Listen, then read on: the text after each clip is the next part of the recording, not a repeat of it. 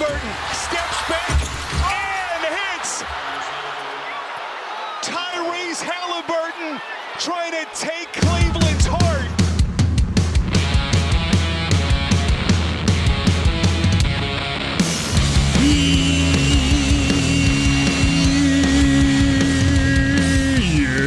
Yeah, NBA Straya, how are you going? How you going?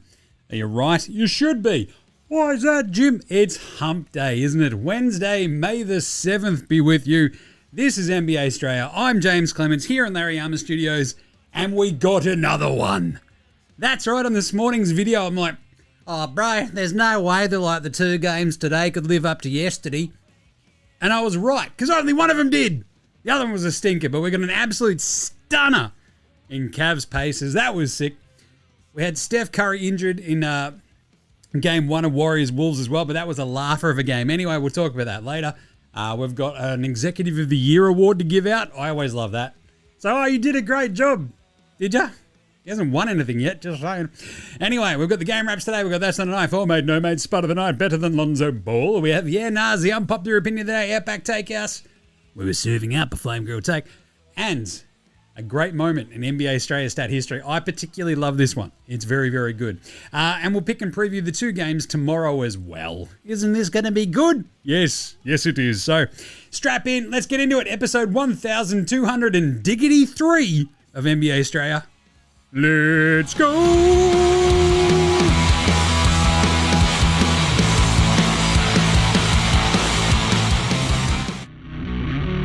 This is Josh Giddey. G'day, this is Andrew Gaze. This is Jack White. This is Joe Ingles. This is Darcy Daniels. This is Chris Anstey. This is Matthew Delvedova. This is Shane Hill. Hi, this is Ryan Brockhoff. This is Mitch Creek. This is Nick Kay. You're listening to NBA Australia. And you're listening to NBA Australia. And you're listening to NBA Australia. And you're listening to NBA Australia. You're listening to NBA Australia. And you're listening to NBA Australia. You're listening to NBA Australia. And you're listening to NBA Australia.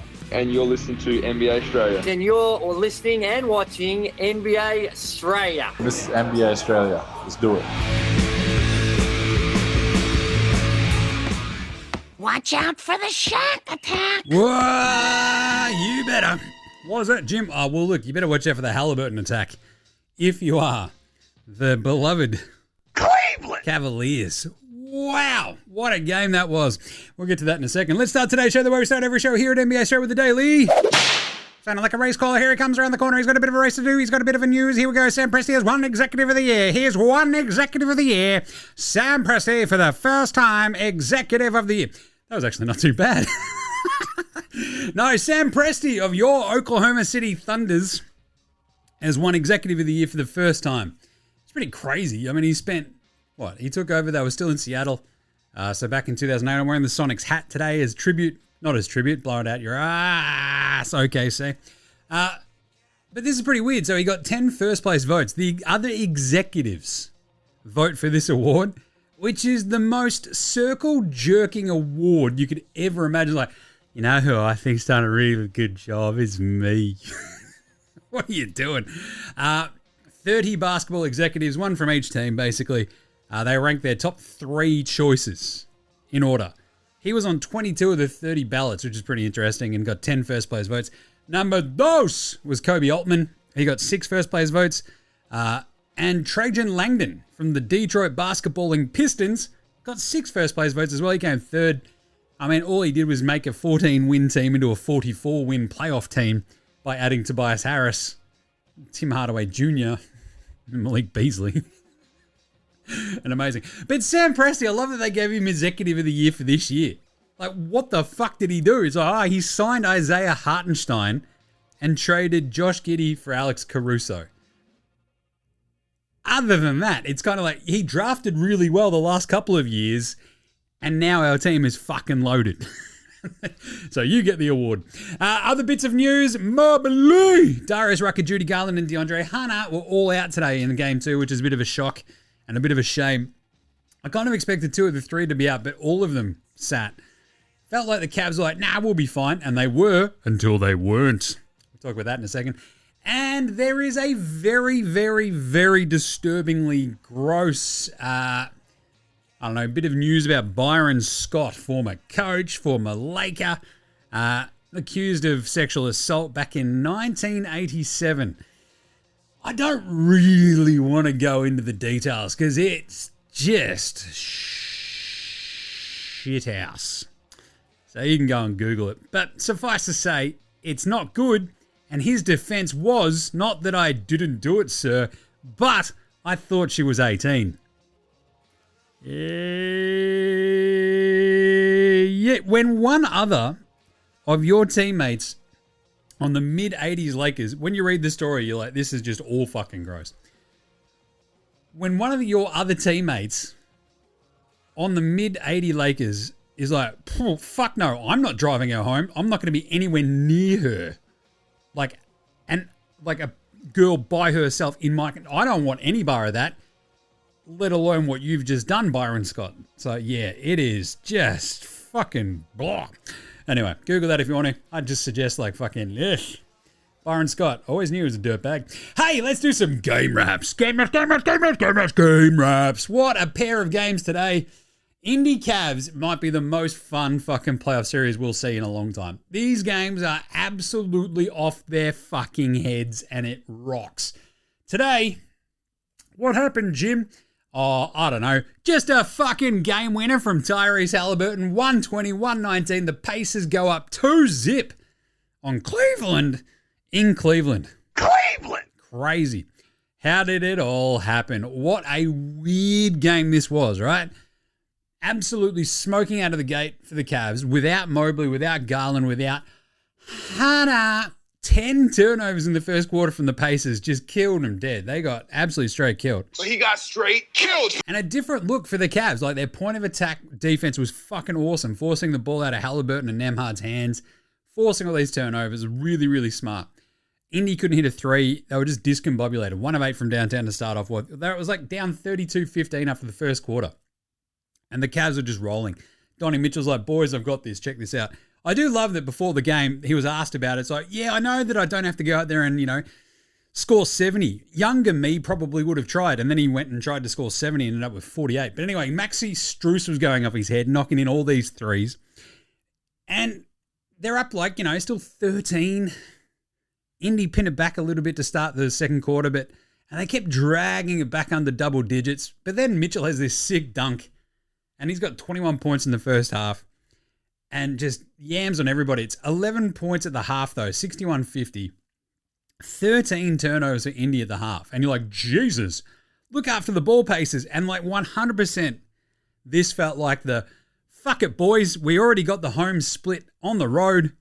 She'll be right, But that's very clearly the wrong approach to have in a situation like this where the Cavs, that's like my beloved Cleveland, were missing 3 very important players to their team. This is where you got to go in for the kill. And it just really felt like the Pacers were letting a really great opportunity slip. Until they didn't. Because the fucking league gets out to 20 after a sick Maxi Strus dunk in the third quarter. And then it sort of slowly starts turning for the Pacers a little bit. But they just couldn't get stops. They're hitting some threes finally. Naismith and Toppin get some threes in that third quarter. It's back to 14, 5 minutes left in the third quarter. But every time they get themselves back into it, Cleveland just goes 1-2 Costa Zoo, gets another couple of buckets. They're down 14 points to start the third quarter. 14! And the Cavs go 0 of 6 to start that final quarter. Suddenly it's a 9-point game. Benny Matherin's going off his fucking head. Tyrese Halliburton's causing havoc. And it's a 5-point game. You're like, how the fuck did this even happen? And the Cavs are like, yeah, we do not know. And they kept sort of dragging it down to that 5-6 point mark, did the Pacers. But Cleveland would always just sort of find one bucket to answer, and she'll be right. And 3 minutes left, it's a 6-point game. There's a Cavs turnover, and you're like, oh shit, there's so much time left. 3 minutes, here we go. Nembhard misses the corner 3. It felt like that was like maybe a big moment for the game. 112-106. And it's still 7 points with 3 minutes to go. Halliburton gets a layup. Strus hits like a 3. And you're like, that's a dagger, surely. 106 left. Halliburton gets another layup. And you're like, hang on. They're still here. Donnie Mitchell, 2 free throws. It's 7 points. There's 57 seconds left. You're like, surely there's not enough time for the Pacers to come back here. And then, chaos reigns. Siakam misses 2 free throws. Absolute chaos. You're like, well, that's an empty trip. The Cavs are going to win. No, Naismith comes flying out of nowhere, gets the offensive rebound, dunk, boom. 5-point game. There's a sniff. And then there's turnovers everywhere. Donnie Mitchell commits an offensive foul, runs into, what was it, Nemhard? Chaos. Ends up with a Siakam layup going the other way. Then Nemhard gets a steal. Halliburton has 2 free throws with 12 seconds left to make it a 1-point game. He misses the second one. You're like, oh my God, he's cooked it. No, he has not. Because bang, he gets his own free throw rebound. His missed free throw rebound, dribbles it out, dribbles around. He almost loses the ball like twice.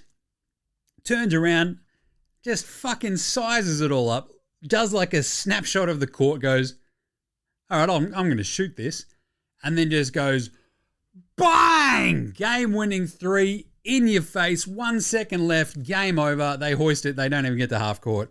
Pack her up, Cleveland. Wow. What a fucking game it was. This game was sick. And I think I tweeted out halfway through this game, even though the Pacers were getting the shit kicked out of them, there's like, you know, the old adage, styles makes fights when it comes to boxing. These two teams play a really aesthetically pleasing style of basketball when they're going back and forth, right? It's kind of like the opposite to how like Minnesota and Golden State finished their game, where it's like, oh, we're getting close. Here's a 3. Here's another 3. There's another 3. There's another 3. And you're like, this fucking sucks. But anyway, Cavs, Donnie Mitchell ends up with 48 and they lose. He goes 15 to 30 from the floor, but only 1 of 7 from downtown. And you're like, ooh, yeah. Strus, he goes 5 of 12 from deep, 23 points. Go the throw. Jared Allen has 22 and 12 with 3 blocks. Merrill throws in 14 points as well, 4 of 9 from 3, and no one else does a fucking thing. It was brutal. This is what happens, I guess, when you take out 3 major rotation players from your team, including 2 starters, including 2 all-stars, right? Mobley and Garland. Ty Jerome, what an absolute shit show. We'll talk about him later. He had a horrible game. And, like, the Pacers finished with 17 turnovers, but shoot 52%, right? That's handy. Like, you're making up for it when you do have the ball. They go 11 of 28 from downtown. 11 of 28. The Cavs go 11 of 39, so they've hit the same amount of threes on 11 less tries. That's fucking wildly important. So Halliburton ends up with only 19, 9, and 4. And I think we talk about this all the time on NBA Australia. 20 and 10, you get that from Halliburton, you win the game. That's how it goes usually. It's just what they do. He goes 2 of 2 from downtown, including the fucking game winner, 7-11 overall. Miles Turner was fantastic. He had a couple of weird misses down the stretch, but he was also getting buckets and getting amongst it. And you're like, that's you're doing the Leo meme. You're like, yes, that's what you should be doing, Miles Turner. Do more of that. 23 points, 8 rebounds, and 5 blocks. Not a bad bloody day. Naismith, 23 points, hits 5 threes. Nemhard has 13 and 13 assists. Amazing. Despite going 0 of 4 from deep. Siakam only takes 8 shots, and they win. Like, I think if you're following us on Dabble, one of the better bets that I had for today's games, you know, one of our vibe bets, was Siakam, like the over points, rebounds, and assists. And you're like, this is going to be, with a Cavs team that's undermanned, this should be the Siakam game. They're on the road. Naismith, Nemhard probably won't be as good as they were in game 1. And they went, fuck you, Jim, hold my beer. We're going to be awesome. And Siakam's like, I don't have to do shit again. Classic. Watch him go off at home now. Benny Mathurin, though, was huge in the turnaround as well in that 3rd and 4th quarter. He ends up with 19 points. Just incredible stuff. And then Halliburton, just that 3 at the end. It was just, how this team manufactures wins out of absolutely fucking nothing is absolutely crazy, and I love this Pacers team.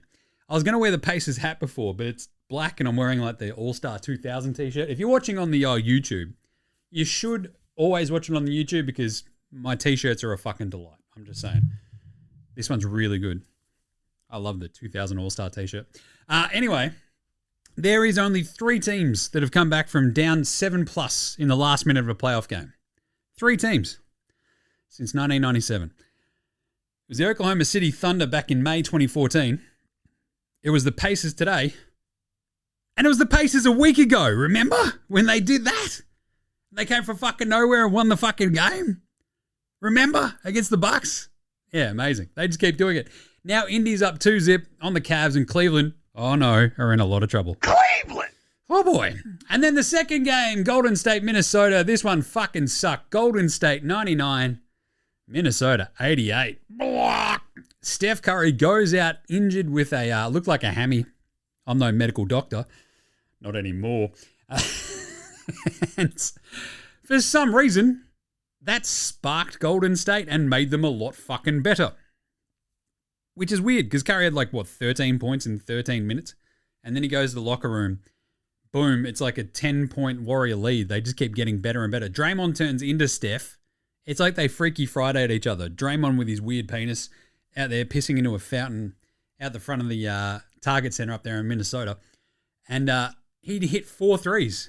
4, that's how many there are, Jim? 4. 16 points and 6 rebounds. He was incredible to start off with. SVG, Stan Van Gundy's comparing him to it's just like when Magic Johnson jumped center for an injured Kareem. It's like, no, it's not. What? That was a finals game, Stan. Shut the fuck up. God damn, everything has to be like this, doesn't it? Wolves down 14. Ant-Man literally does not hit a shot in the first half. He hit 1 free throw. He missed his first one, hits the second one, gets these Bronx cheers. Naz Reid goes out injured, and it's like a 44-31 first half. And you're like, what the fuck has happened to Minnesota? It's like, well, they didn't hit a shot, Jim. It's like, well, yes, that's right. This is the lowest total in a half the Warriors have ever allowed in a playoff game. Ever.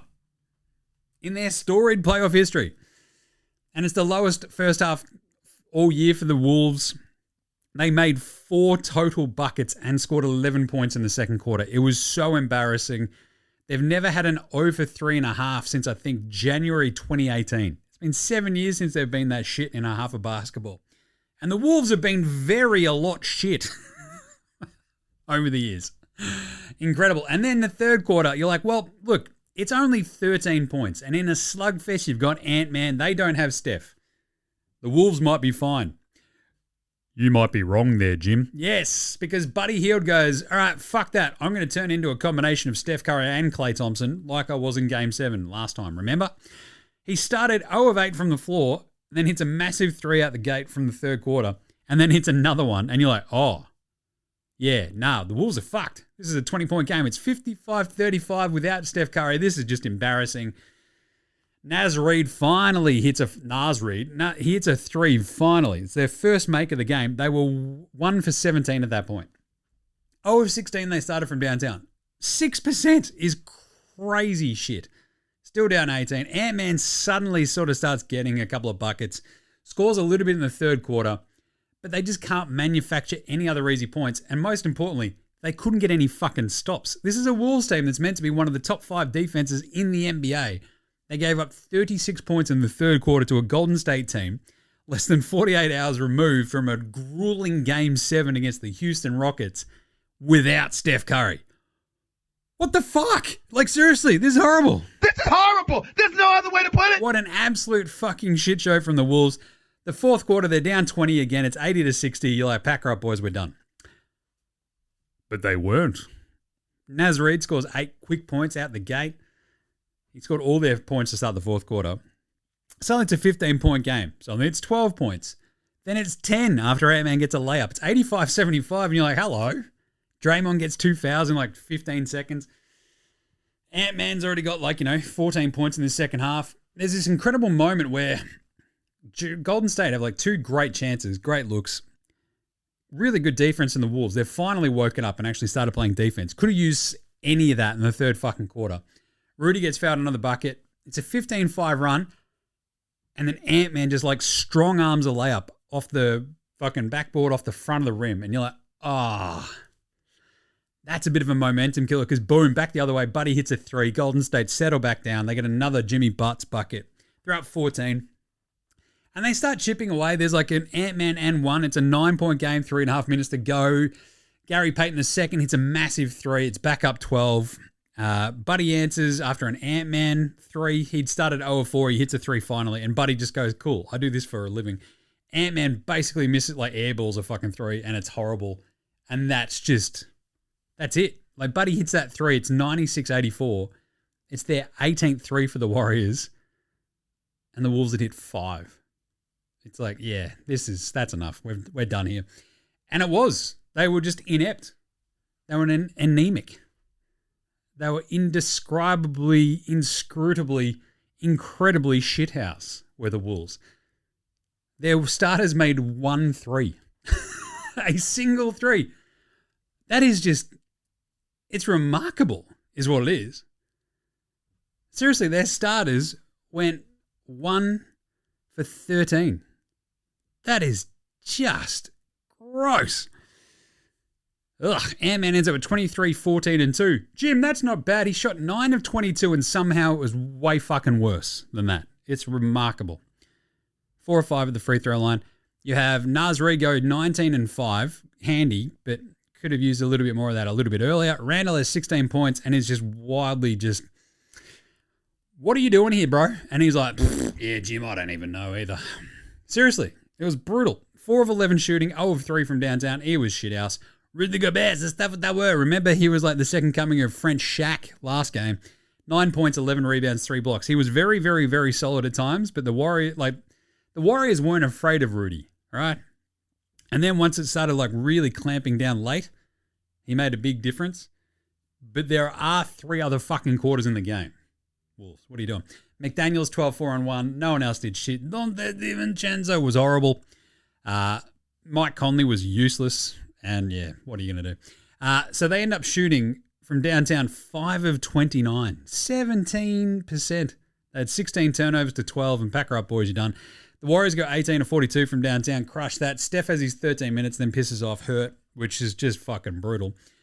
Jimmy Butler, 20 points. Not bad, good size. 11 rebounds and 8 assists to go with 2 steals. You'd be like, oh, well, geez, Jimmy took over. Nah. He hit a couple of handy buckets late, but otherwise it was kind of like a bit of a, oh, yeah, I'm sort of helping out. Basically didn't let it get too crazy, which was kind of handy. Draymond finishes with 18, 8, and 6, which is pretty bloody good, obviously. 4 turnovers, hit those 4 threes early and then didn't hit another one. But it was all Buddy Hield. This entire second half, they lose Steph, the Warriors, and then, look, this fucking shithouse Wolves team are like, oh, God, well, our second half will be better than the first one. And it was. They finally woke up. And Buddy Hield, after his heroics in Game 7, was the man of the hour again. After going, 0 of 8 to start the game. Finishes with 24 points. Absolutely chaos. Goes 7 of 19 overall. 5 of 8 from deep. An incredible game. A plus 22 in 40 minutes. There's only 48 minutes in a game, Jim. I know that. And Buddy fucking Hield was a plus 22. That's insane. What a game. Cumdog, he has 7-1-1. Pods couldn't do shit. He went 1 of 7. His shot has looked way off, and he's just looked like a shell of himself. Podemski. Gary Payton II was really, really important. 8, 5, and 4 for him. Moses Moody went 0 of 4, but wow. Buddy Hield, Draymond, Jimmy, what a fucking showing they were. Looney gave them really, really good 14 minutes, I thought, up against Rudy. He ended up with 6 rebounds and 2 points, but wow, what a game. Now the Golden State Warriors have somehow wrested back home court advantage 48 hours after getting their asses fucking run around Houston by the Rockets. How they fucking pulled this off. Their defense is psycho. And the Wolves were not ready for it. And this was the sort of thing, I kind of talked myself into the Warriors yesterday going, the Wolves have not seen a defense like this because they just played the Lakers, who were shit. I did not expect the Warriors to have the legs to go with the Wolves today, and boy fucking howdy was I wrong. Good job, Golden State. All right, let's do an NBA Australia performance of the night. Pretty easy here, I reckon. We've got a couple of good ones. Jeez, press the button, Jim. Where is it? There we go. That's not that nice. That's a knife. Yeah, we'll probably give the old, that's not a knife, that's a fucking knife. Tyrese Halliburton goes 48 points, Donovan Mitchell. That's a nice honourable mention for fucking knife of the day. How about this? 3 on your fucking heads for a game winner. Bang! God damn. For the most overrated player in the NBA, to the point where the Cleveland, that's right, old Cleveland and their fans are out there. Cleveland! Chanting, overrated. He gave it the big balls dance as well, the Sam Cassell back up the other way, and I fucking loved every second of it because Tyrese Halliburton, he was made for that moment. What a fucking stand-up dude. What a moment for him. What a shot. The stones on that bloke just go, yeah, fuck it. Let's just win this one with a 3. Skadoosh was awesome. Honourable mentions obviously going to go to Buddy Hield. As I said, 40 minutes played, starts 0 of 8, and finishes as a plus 22 with 24 points and wins the Warriors the game. You'll hear a shit ton of stuff about Draymond. You'll hear about, playoff Jimmy. He's got to stand up for without Steph. Man, what Buddy Hield just won them that fucking game. Amazing stuff by both of them. Who was the Spud of the night, however? Oh no. Spud, Spud, Spud, Spud, Spud, Spud, Spud, Spud, Spud, Spud, Spud, Spud, it is Spud of the night. Spud of the night. Ant-Man's first half, 0 of 8, 1 point. Buddy Hield's first half, 0 of 7, then 0 of 8, then hits a massive 3 and gets going. Ty Jerome, however, as I said in the little rap for the Cavs indie game, you're breaking my heart. Ty Jerome, 1 of 14.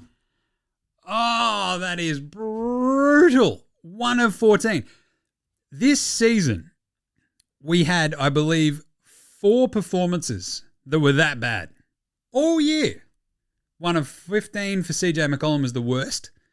1 of 14. We got that from Bada Bang Chada. Jordan, Jeremy Clarkson, and CJ McCollum again.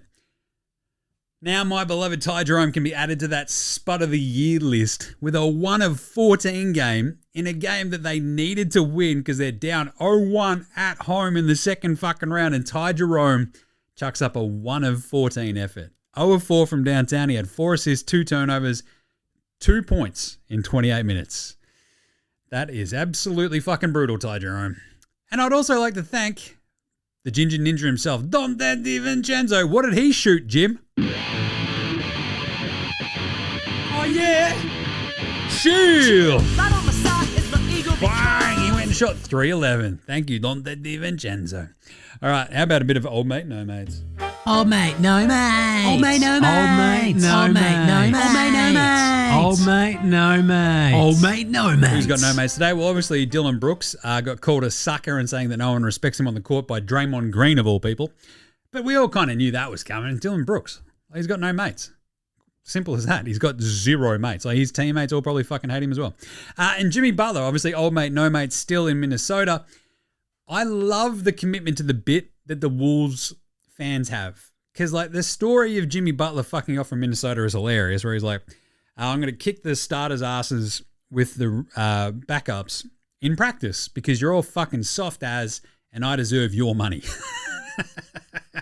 Doesn't get his way, forces his way out. The fans still hate him. Despite him getting them to their first playoff fucking like appearance in like a million years since KG. So, yeah, it's pretty funny though. Being booed in Minnesota is just like to rile up Minnesotans, it takes a bit. So good on him. Great job, Jimmy Butler. Old mate, no mates. How about pantsing of the night?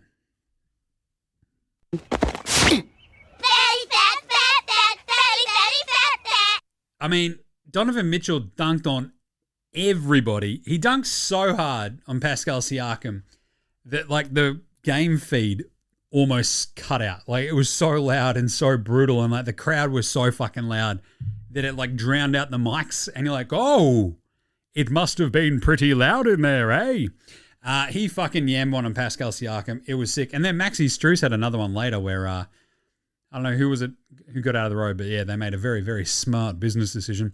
But also a pantsing in the night to win a fucking game by getting your own missed free throw rebound and then going out, dribbling around and hitting a fucking 3 in their face. That is an all-time sort of pantsing. So great job by Tyrese Halliburton. He pants the entirety of, where did he pants? Cleveland! That's right. Who is better than Bronny James and Lonzo Ball and Ben Simmons today? Well, that's the wrong button. Press the button, Jim. Jeez, I'm in the wrong spot. What am I doing? Lonzo was the best player in high school.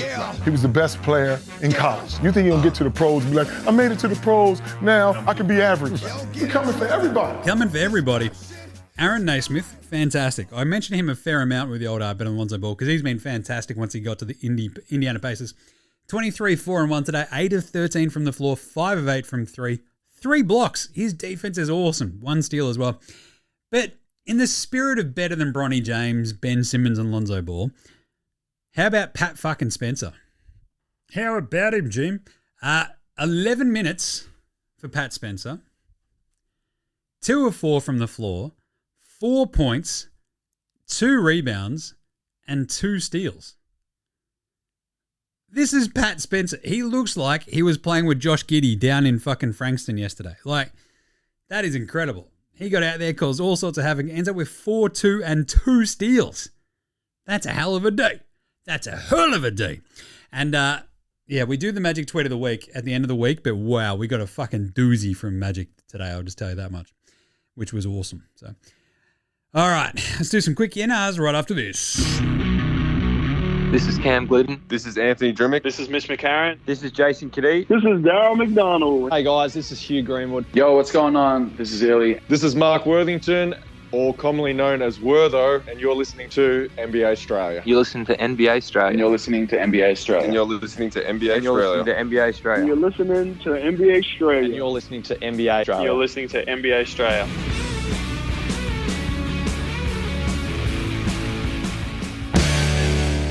Let's do it. Some yeah-nahs. Hey, Jim.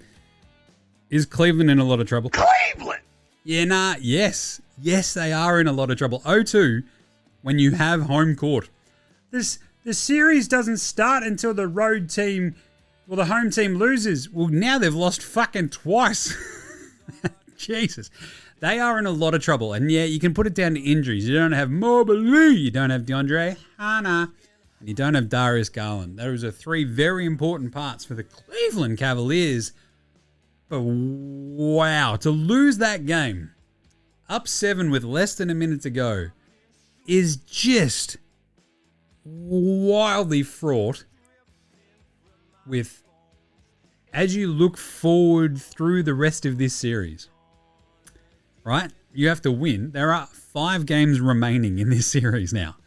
You have to win 4 of them, and that's going to be really fucking hard because 3 of those 5 games will be in Indiana. Jesus. So, they are in a lot of fucking trouble. And is it deserved? Yeah, nah. Yeah. It really is. Like, their lack of composure at the end of these games, the turnovers specifically, were just so avoidable. They just had to not fuck up, and they would have won today. But they fucked up time and again, and they lost. Matty O, is Okoro a bit useless? Yeah, nah. Yeah, there's a couple of moments when Okoro showed you like just his length and fucking like his athleticism, and you're like, ooh, that's good. And then you sort of see him do a little bit of something on offense, and you're like, that's bad. What's going on here? And he also sort of seemed to hurt his hip. So Isaac Okoro, like 29 minutes, plays, ends up with 5 points, 2 steals. There's a +1 in 29 minutes, right? 0 of 1 from 3, 1 of 2 from downtown. You kind of like, when you're missing DeAndre Hunter, when you're missing Garland, when you're missing Mobley, that's the dude where you just like, can you give us a little bit more? And he's like, no. So he's a little bit useless. Is Isaac Okoro above the Thibodeau line? That's right, the Thibodeau line. What do you play in the rotation for the Knicks? I reckon he's right fucking on it. I love me some Isaac Okoro, but goddamn, he was bad. Did the Cavs try to offload him in the midseason trade and the Hawks said no thanks? Yeah, nah, probably. Like, they probably went, no, we need fucking the minivan, George Niang. We don't want some Isaac Okoro. And if the Hawks don't want you, yeah, that's not great. Matteo also adds, P.S. These playoffs are off the charts. They really are. 3 of the last 4 games have been absolute fucking crazy, and even still today, in an absolute rock fight, shit fight, the Wolves did climb back into that game. But yeah, it just worked too bad. All right, we had a good one. So I posted the secret weapon for the Wolves in this series should be Joe Ingles. Should he have played today, Jim? Yeah, nah, fuck yes. Get him out there. Seriously, you need someone with a bit of composure that can hit a fucking three? What are you doing, Chris Finch? At the end of the first half, just run Jingles out there just to see if he can manufacture something. Just slow him down.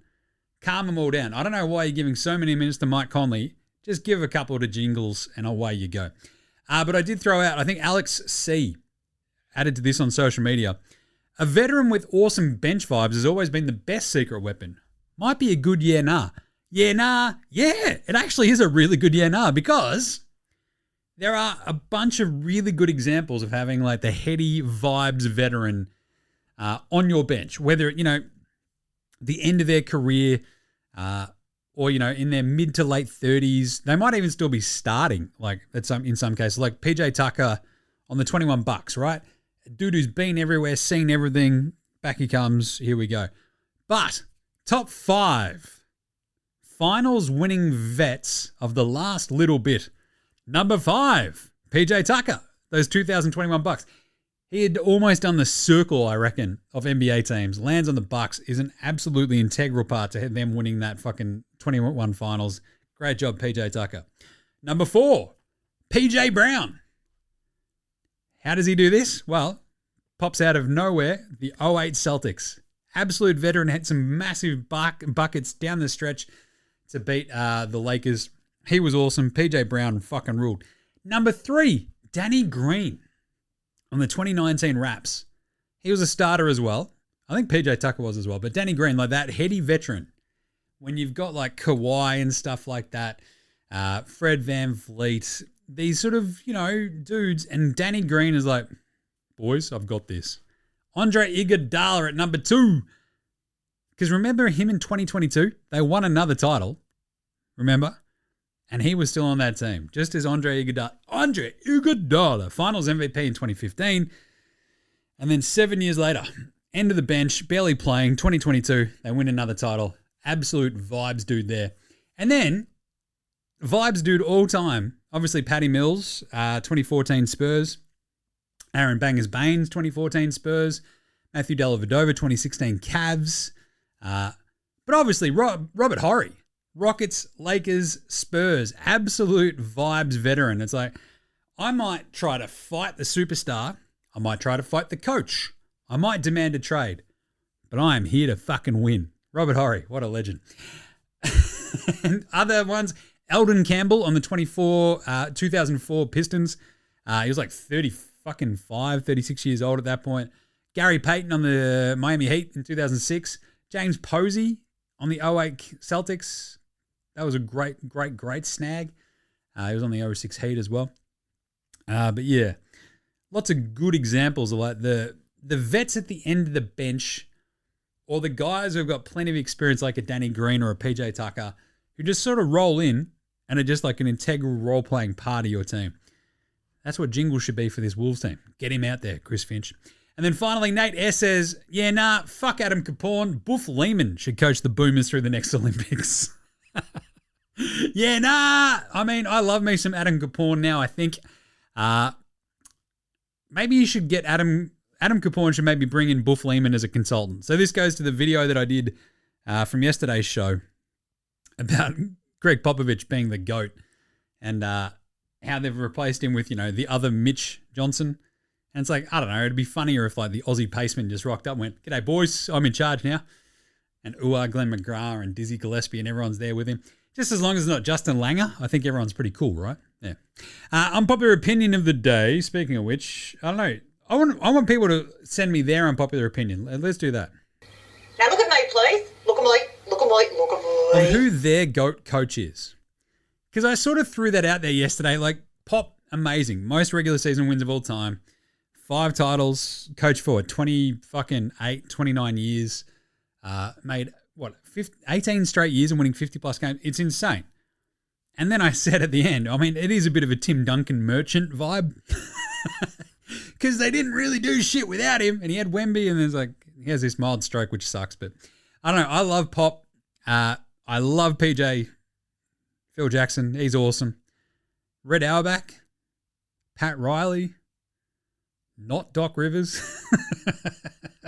Like, who's everyone's GOAT coach? Let me know. Sound off. Shoot me some messages. Chuck in the DMs. Respond in the comments when we post this on socials. I want to know who your GOAT is. Let us know. All right, and finally, a bit of Outback Takehouse. Oh, geez. It's hump day at Outback, and you know what that means? Yep, we've taken down a couple of camels out in the Outback. They were feral, don't worry about it. Chop off their humps and boom, stuff them with a bit of, soy sauce, bit of hummus in there, bit of mincemeat, I don't know, some carrots. Just slow roast that bad boy. Chop her open. It's like camel haggis. It's bloody delicious. And it's only at Outback. That's right. It's hump day specials. Camel haggis only at Outback. And today's camel haggis flame grilled take is... It's not even a flame grilled take. Tyrese Halliburton already has more playoff highlights than James Harden in his entire career. And if he grew a sick beard, he'd go down as a better all-time player as well. I feel like that might be Tyrese Halliburton's thing. He looks kind of like a dork.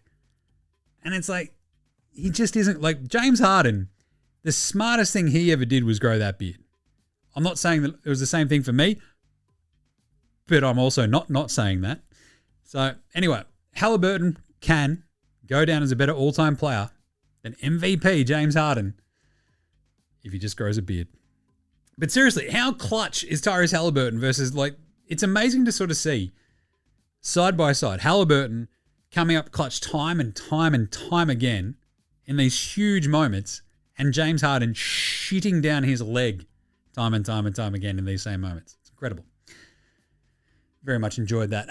Otherwise, the Outback Takehouse can also be, just watch all 4 of these series go to Game 7 because Adam Silver's going to drag every last drop of blood out of the second round of the playoffs because of these matchups.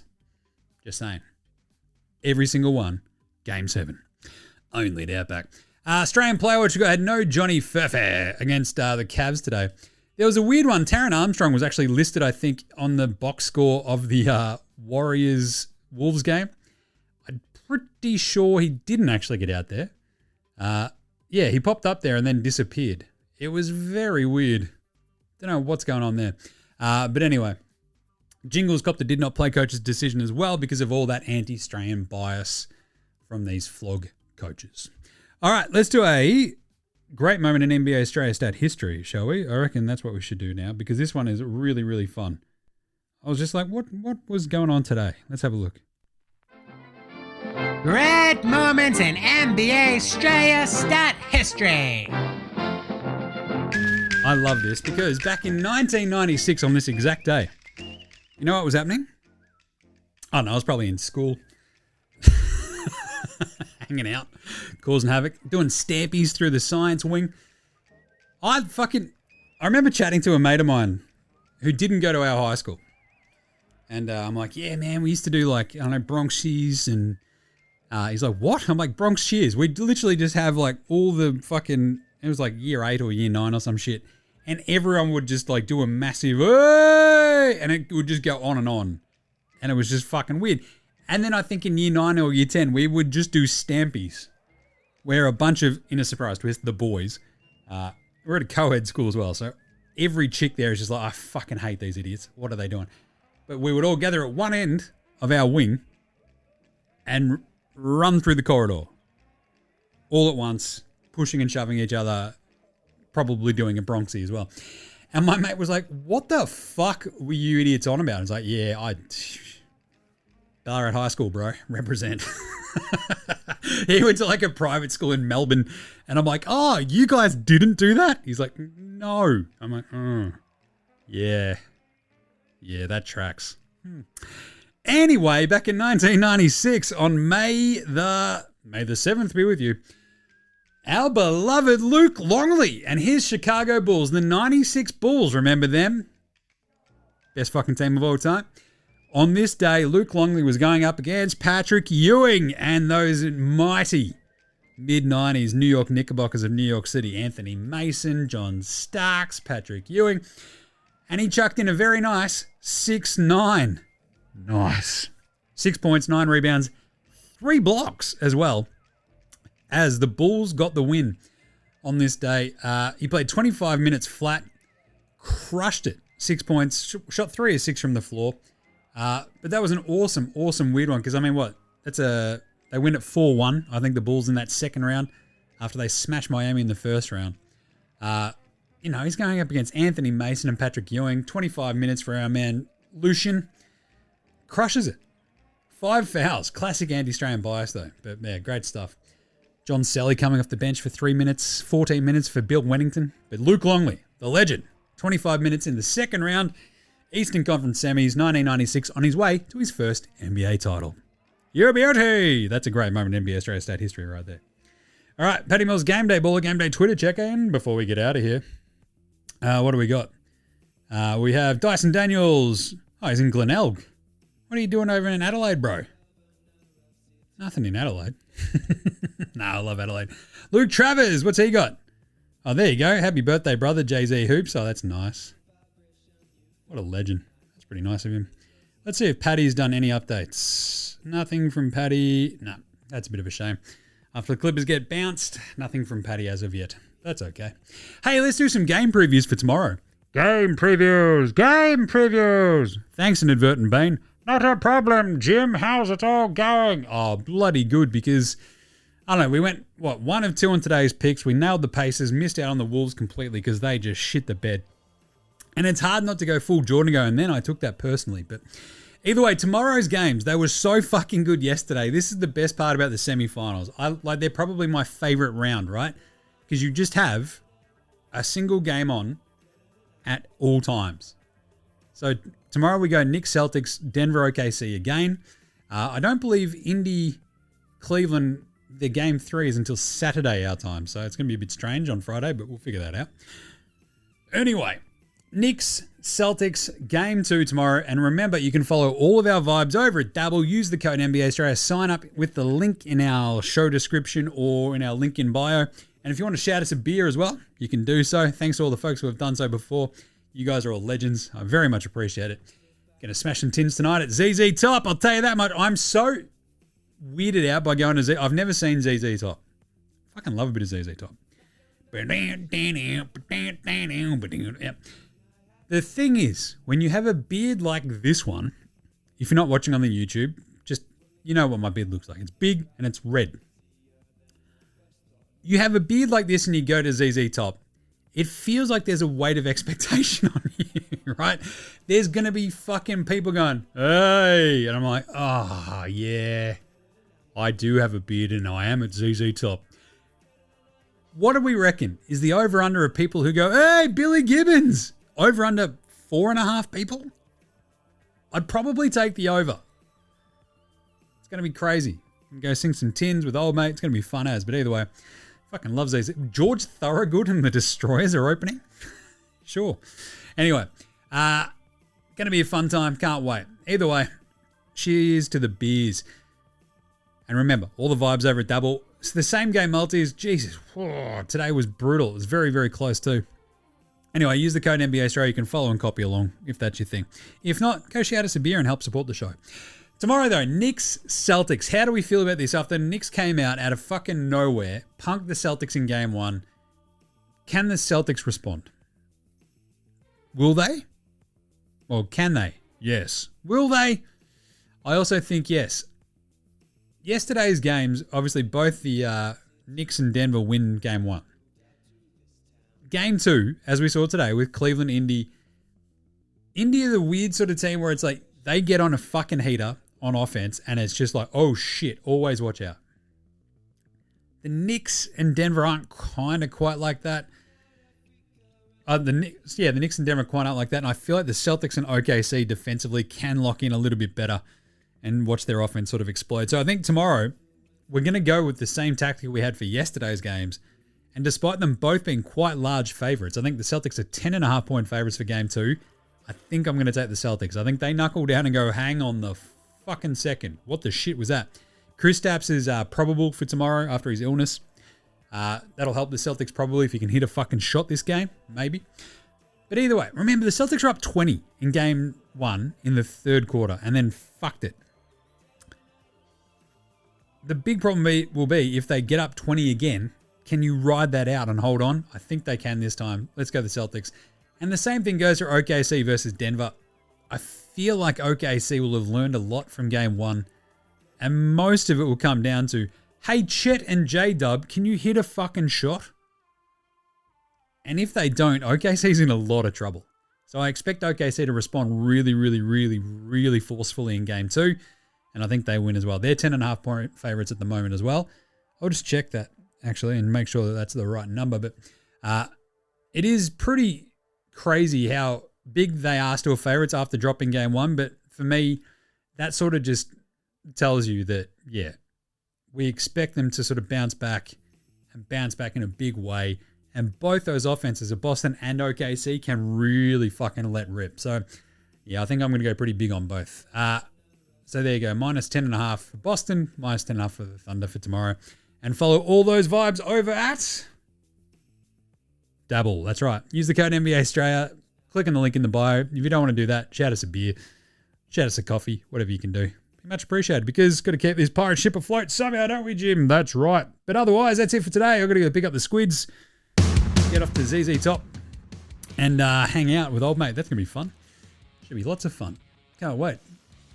Girls go crazy about this sharp dressed man. Huh, right. She's got legs. Yeah, we all came here for gym karaoke, didn't we?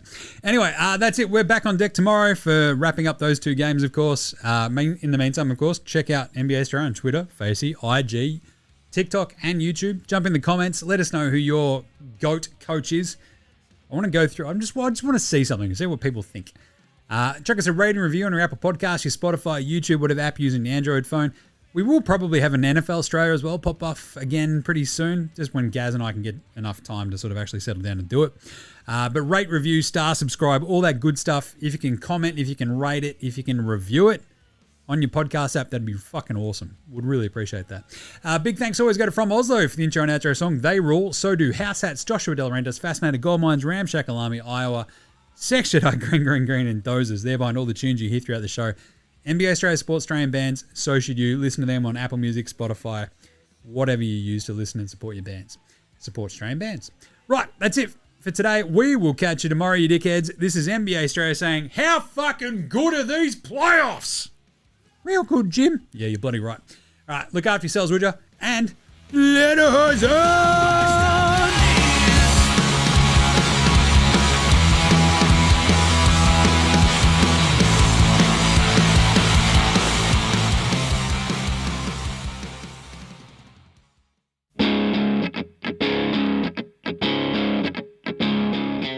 G'day, legends. Your mate Jim from NBA Australia here. That's right, I'm doing a thing at the end of the show. In the business, we call it a thing at the end of the show, I guess. I don't know. Either way, all I'm just saying is just make sure you're rating, reviewing, starring, subscribing across all of the apps that you use for NBA Australia. Jump in the comments, give us a shout. We'll bang you in yeah, nahs. Any other questions? I'll have a crack. I've got nothing better to do, basically. Also, just ask any questions, tell me what you want to hear from the show, and sing out and let us know. And of course, if you want to help support the show, jump on the old Dabble, use that code NBA Straya, click on the link that's in the show description or on the socials. It goes up whenever I do the morning vibes, etc. So if that's your thing, jump on there, use that code NBA Straya, and remember, look after yourselves, would you? This house feels empty without you.